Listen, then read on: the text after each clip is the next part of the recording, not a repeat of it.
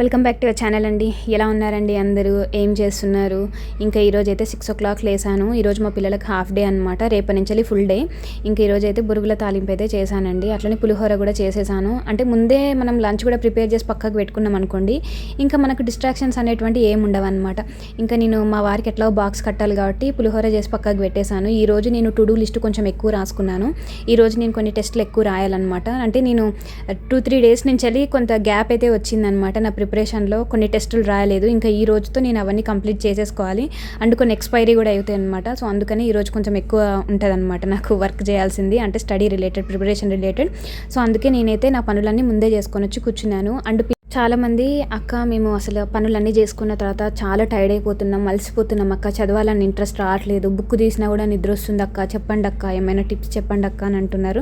Tips అలా ఏం లేదుమా, నేను ఫస్ట్ నుంచి అలా ఒకటే చెప్తున్నాను. ఫస్ట్ మీరు పనులన్నీ కంప్లీట్ చేసుకోవాలి. పనులు అనేటువంటి ఇప్పుడు పనులకు మధ్యలో గ్యాప్ ఇచ్చుకుంటూ వెళ్ళామనుకోండి, అంటే మరీ టైర్డ్ అయిపోతే ఏం చేయలేమనుకోండి.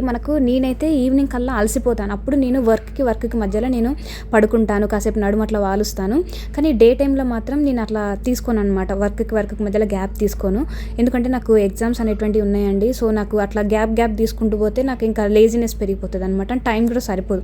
పిల్లలు స్కూల్ నుంచి వచ్చే వరకు నా టైం ఉంటుంది చూడండి, ఆ టైమే నాకు జీరో డిస్ట్రాక్షన్ టైం అనమాట. ఆ టైంలోనే నేను మ్యాక్సిమం నా ప్రిపరేషన్ అంతా చేసేసుకోవాలి. ఇంకా టైంని అయితే ఇంకా స్ట్రెచ్ అవ్వాలండి. ఇంతకుముందు వేరు, ఇక ఇప్పటి నుంచి వేరు. ఇంతకుముందు అంటే సమ్మర్ హాలిడేస్, పిల్లలు ఇంట్లోనే ఉన్నారు, 1-2 గంటలు అట్లా చదువుకుంటూ పోయాను. కానీ ఇప్పటి నుంచి అట్లా కాదు. సో మ్యాక్సిమం మన ఛానల్ చూసిన వాళ్ళందరూ హౌస్ వైఫ్సే కాబట్టి నేను ప్రతి ఒక్క హౌస్ వైఫ్స్కి చెప్తున్నానండి, సిస్టర్స్ ఖచ్చితంగా మనము ఈ సంవత్సరం నోటిఫికేషన్స్ పక్కా వస్తాయని చెప్పేసి మనకి ఇన్ఫర్మేషన్ ఉంది కాబట్టి, సో ఖచ్చితంగా టైంని మేనేజ్ చేస్తూ చదువుకుంటూ వెళ్ళిపోదాం. ఎవరేమన్నా సరే పట్టించుకోకండి మైండ్లోకి. చాలామంది పర్సనల్ ప్రాబ్లమ్స్ కూడా షేర్ చేసుకుంటున్నారండి. వాళ్ళు అట్లా వీళ్ళు ఇట్లా అని. ఒకటి మాత్రం చెప్తున్నాను, మీకు విలువ ఇవ్వని వాళ్ళు మిమ్మల్ని అసలు ఇంకా వీళ్ళు దేనికి పనికిరారు అని చెప్పేసి కొంతమంది చూస్తారండి. అట్లాంటి వాళ్ళని అసలు పట్టించుకోకండి. అసలు వాళ్ళ గురించి మనం పట్టించుకుంటే మన లైఫ్లో చాలా అమూల్యమైన టైంని మనం వృధా చేసినట్టే. ఇంతకంటే ఎక్కువ నేను చెప్పలేను. ఎందుకంటే ప్రతి ఒక్కరి జీవితంలో ఇట్లాంటి సిచ్యువేషన్స్ ఉంటాయి. మనం ఏమనుకుంటామంటే దేవుడు మనల్ని పరీక్ష పెడుతున్నాడు, మనకి మాత్రమే ఇట్లాంటి సిచ్యువేషన్స్ ఇచ్చాడు మన చుట్టూ అనుకుంటాం. కానీ కాదు. ఫస్ట్లో నేను అలానే అనుకునేదాన్ని. నాకు ఎలా ఇది తెలిసి వచ్చింది అని అంటే, మన ఛానల్లోనే చాలామంది హౌస్ వైఫ్స్ వాళ్ళ యొక్క బాధలు షేర్ చేసుకుంటుంటే ఆ మెయిల్స్ ఇవన్నీ చదివినప్పుడు అర్థమైంది, దేర్ ఆర్ సో మెనీ హౌస్ వైఫ్స్ అంటే మనలాంటి సిచ్యువేషన్ ఫేస్ చేస్తున్న వాళ్ళు ఉన్నారు అని చెప్పేసి నేను అర్థం చేసుకున్న తర్వాత నేనైతే ఇంకా ఏదైతే నన్ను డిస్కరేజ్ చేస్తాయో, డిమోటివేట్ చేస్తాయో ఇంకా అవన్నీ పట్టించుకోవడం మానేశానండి. సో ఇప్పటికైనా సరే మారండి. మనలాంటి వాళ్ళు చాలామంది ఉంటారు. అలాగే మనలాగా పనులు చేసుకుంటూ కూడా చదివే వాళ్ళు చాలామంది ఉన్నారు. వాళ్ళే మనకు మోటివేషన్, వాళ్ళే మనకు మార్గదర్శకం. ఇంకా నేనైతే ఒక మాట చెప్తానండి, చాలామంది షార్ట్ నోట్స్ ఎట్లా ప్రిపేర్ అవుతున్నారక్క, కరెంట్ అఫైర్స్ ఎక్కడి నుంచి చదువుతున్నారక్క, చెప్పండి ఒకసారి మీరు రాసుకునే పంపించండి అని అంటున్నారు. టు బీ ఫ్రాంక్, అంత టైం అయితే లేదు, మా వీడియోస్ తీసేంత టైం కూడా లేదు. బట్ నాకు ఇది అవసరం. ఎందుకంటే నేను ఏ ఎగ్జామ్ అప్లై చేయాలన్నా ఎగ్జామ్ ఫీ ఒక్కటే కాదండి. ఇంతవరకు నేను ఎప్పుడు ఇది చెప్పలేను. But I want to reveal this point also. ఎగ్జామ్కి అప్లై చేయడం ఒక ఎత్తు, ఎగ్జామ్ ప్రిపరేషన్ ఇదంతా పక్కకు పెడితే మనీ అనేటువంటిది ఎక్కడైనా మ్యాటరేనండి. ఇప్పుడు నేను ఒక ఎగ్జామ్కి వెళ్ళి రావడానికి నిజంగా లిటరల్లీ నాకు 1200 ఇంకా ఫుడ్ ఇదంతా కలుపుకొని నాకు 2000 పైన పడుతుంది అనమాట ఒక ఎగ్జామ్కి వెళ్ళి రావడానికి. ఇంకా మనకు ఫీజు కావచ్చు, ఎగ్జామ్ ఫీ అంటే అప్లికేషన్ ఫీ కావచ్చు, ఇంకా దానికి మనం తీసుకునే టెస్ట్ సిరీస్ కావచ్చు, ఇంకేదైనా సరే పీడిఎఫ్స్ కావచ్చు, కోర్స్ కావచ్చు, వాటన్నిటికీ నాకు ఒక ఎగ్జామ్ కాస్ట్ నాకు 5000 అవుతుందన్నమాట. సో ఇవన్నీ నేను ఎవ్రీ టైం నేను మా హస్బెండ్ అడగలేను. ఎందుకంటే పడ్డ ప్రతి ఎగ్జామ్ నేను అప్లై చేస్తూనే ఉన్నాను. ఎన్నిసార్లు అని అడుగుతాను.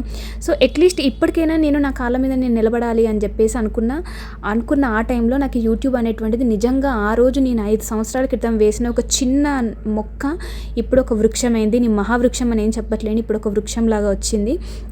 దీన్ని నేను నీళ్లు పోస్తూ ఉంటే చెట్టు అనేది ఎదుగుతుందండి.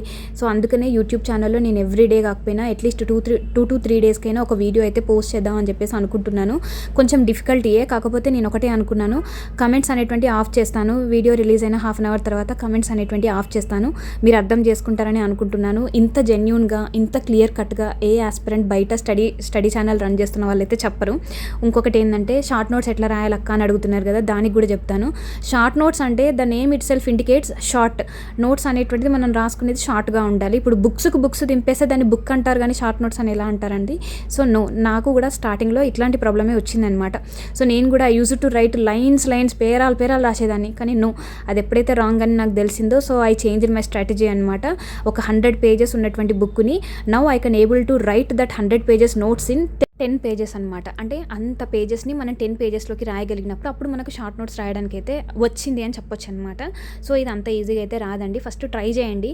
అండ్ ఇంకొకటి ఏందంటే కరెంట్ అఫైర్స్ అండి. కరెంట్ అఫైర్స్ నేను నిజంగా కొన్ని కొనుక్కొనే చదువుతున్నాను. ఇప్పుడు నేను అది చెప్పాననుకోండి, కొంతమంది అంటారనమాట, ఆ అక్క ప్రమోట్ చేస్తుంది, ఆ యాప్స్‌ని ప్రమోట్ చేస్తుంది అని చెప్పేసి అంటారు. ఒక్కళ్ళిద్దరు కూడా అంటారండి. కొంచెం నాకు అవి చూసినప్పుడు కొంచెం చివుక్కుమంటదనమాట. కొంచెం బాధేస్తది. అరే నేను జెన్యూన్‌గా తీసుకొని, నేను డబ్బులు పెట్టి తీసుకునే కూడా వీళ్ళేంటి ఇట్లా అంటున్నారు. ఐ నో నెగటివిటీ అనేటువంటిది ఉంటుంది. బట్ ఈ టైంలో I don't want to get distraction from this type of people అండి. That's why I want to off my comment section. Just ఒక 2 వీక్స్ అట్లా 2-3 వీక్స్ అట్లా నేను ఆఫ్ చేద్దామని చెప్పేసి అనుకుంటున్నాను. ఐ హోప్ మీరు అర్థం చేసుకుంటారని అనుకుంటున్నాను. కరెంట్ అఫైర్స్ అనేటువంటి there are lot of YouTube channels అండి. ఫ్రీగా చెప్తున్న ఛానల్స్ ఉన్నాయి. అలాగే కొన్ని యూట్యూబ్ ఛానల్స్ వాళ్ళు ఏంటిదంటే వాళ్ళకి సపరేట్ యాప్స్ ఉన్నాయన్నమాట. యాప్స్లో కూడా కరెంట్ అఫైర్స్ పేజెస్ అయితే ఇస్తున్నారనమాట. యాప్ మనం పర్చేస్ చేయాలి. సో కొంత డబ్బులు అయితే పెట్టాల్సి వస్తుందండి. నేను కూడా డబ్బులు ఇన్వెస్ట్ చేస్తాను. నేను అదే చెప్తున్నాను, ప్రతిదీ ఫ్రీగా అవ్వాలంటే అవ్వదు. కొన్ని ఏంటి అంటే ప్రీమియం కరెంట్ అఫైర్స్ కావాలి అని అంటే, కొన్ని కరెంట్ అఫైర్స్ ఏంటిదంటే ఇప్పుడు యూట్యూబ్ ఛానల్ రన్ చేస్తున్న ప్రతి ఒక్కరికి ఈ మధ్య యాప్స్ ఉంటున్నాయండి. వాళ్ళు ఏంటిదంటే యాప్స్ వాళ్ళే పర్చేస్ చేయాలి అని అంటే అన్ని ఫ్రీగా చెప్పేస్తే ఎవరండి కొనేది యాప్స్? సో వాళ్ళు యాప్ రన్ చేయాలంటే కూడా మెయింటెనెన్స్ అనేది ఉంటుందండి. 1 ఇయర్కి 11,000 నుంచి 15,000 వరకు ఉంటుంది. నన్ను కూడా చాలామంది యాప్స్ పెట్టుకోండి మీరు కూడా మీ ఛానల్కి, మంత్లీ ఇంత మీకు 2 ఇయర్స్కి కలిపి, అంటే నార్మల్గా ఇయర్లీ ఇంత ఉంటుంది, 2 ఇయర్స్కి కలిపి మీకు తక్కువ చేస్తాము 17,000 20,000 అని చెప్పేసి ఇట్లా అంటున్నారు. నాకు అంత డబ్బులు పెట్టే అంత లేదు కదండి, మన దగ్గర అంత బడ్జెట్ ఎక్కడ ఉంది చెప్పండి. సో అందుకని చెప్పేసి నేనైతే తీసుకోను. సో ఇట్లాంటివి చాలా ఉంటాయి బయట, ఒకసారి చూడండి. ఇంకొకటి ఏంటంటే ఇప్పటి నుంచే ఒక ప్లాన్ అనేటువంటిది వేసుకోండి. నేను ఖచ్చితంగా నాకు జూలై మిడిల్లో మాత్రం ఖచ్చితంగా నేను అసలు ఎట్లా అంటే ఫస్ట్ స్టార్టింగ్ నుంచి అసలు ఎట్లా ప్రిపరేషన్ స్టార్ట్ చేయాలి, అసలు ప్లాన్ అనేటువంటిది ఎలా ఉండాలి, అంటే 0 నుంచి స్టార్ట్ చేసే వాళ్ళకి మాత్రమే చెప్తాను. ఆల్రెడీ కొంత నాలెడ్జ్ ఉన్న వాళ్ళకి ఇవన్నీ అవసరం లేదు. కాకపోతే స్టార్టింగ్ నుంచి ఎట్లా చదవాలి అనేటువంటి తెలియట్లేదు అనుకునే వాళ్ళకి చెప్తాను. నేనైతే ప్రజెంట్ ఇప్పుడు నేను ఫాలో అయ్యేది ఏంటిదంటే కొన్ని టాపిక్స్ అనుకున్నాను, కొన్ని సబ్జెక్ట్స్ కొన్ని టాపిక్స్ అనుకున్నాను. ఇప్పుడు మనకి ఎగ్జామ్లో టాపిక్స్ ఇస్తారు కదండి, ఇప్పుడు 10-12 టాపిక్స్ అట్లా ఉంటాయి కదా. ఆ 12 టాపిక్స్లో కొన్ని టాపిక్స్ని కొన్ని డేస్కి డివైడ్ చేసుకొని దానికి సంబంధించిన టెస్టులు అనమాట. సో అట్లా కొన్ని ప్లాన్ చేసిన యాప్స్ కూడా ఉంటాయి అనమాట. సో అట్లాంటి ఆ యాప్స్లో కనుక మనం పర్చేస్ చేస్తే ఏంటంటే వాళ్ళే ఒక టైం టేబుల్ ఇస్తారు. సో ఈ డేస్లో మనం ఈ కంటెంట్ చదవాలి, దీని కంటెంట్ మీద ఈ టెస్ట్ ఉంటుంది అని చెప్పేసి అంటారనమాట. సో నేను అట్లాంటి యాప్స్ని నేను తీసుకున్నాను, అవి పర్చేస్ చేశాను కాబట్టి నేను అవి ఫాలో అవుతున్నాను అనమాట. సో మనం కంటెంట్ చదివి టెస్ట్ రాసామనుకోండి, అది టెస్ట్ రాయడంతో సరిపోదు, దాన్ని మనం అనాలిసిస్ చేయాలి. ఎన్ని మార్క్స్ వస్తున్నాయి, ఏ టాపిక్లో మనకు ఎక్కువ మార్క్స్ వస్తున్నాయి, ఏ టాపిక్లో తక్కువ మార్క్స్ వస్తున్నాయి.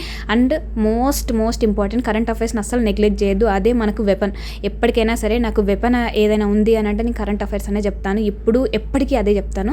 అంతేనండి. ఈ వీడియో కానీ మీకు నచ్చినట్లయితే ఒక్క చిన్న లైక్ చేయండి, అలాగే ఛానల్ సబ్స్క్రైబ్ చేసి సపోర్ట్ చేయండి. పక్కనే ఉన్న హై బటన్ క్లిక్ చేయండి. కమెంట్స్ ఆఫ్ చేస్తే వేరేలా అనుకోద్దు, నేను కూడా చదువుకోవాలమా అందుకని చెప్పేసి కమెంట్స్ అన్నింటి చూసినా కూడా నేను రిప్లై ఇవ్వకపోతే అర్థం చేసుకుంటారని అనుకుంటున్నాను. Thank you so much for watching this video. See you next video. Bye bye, take care.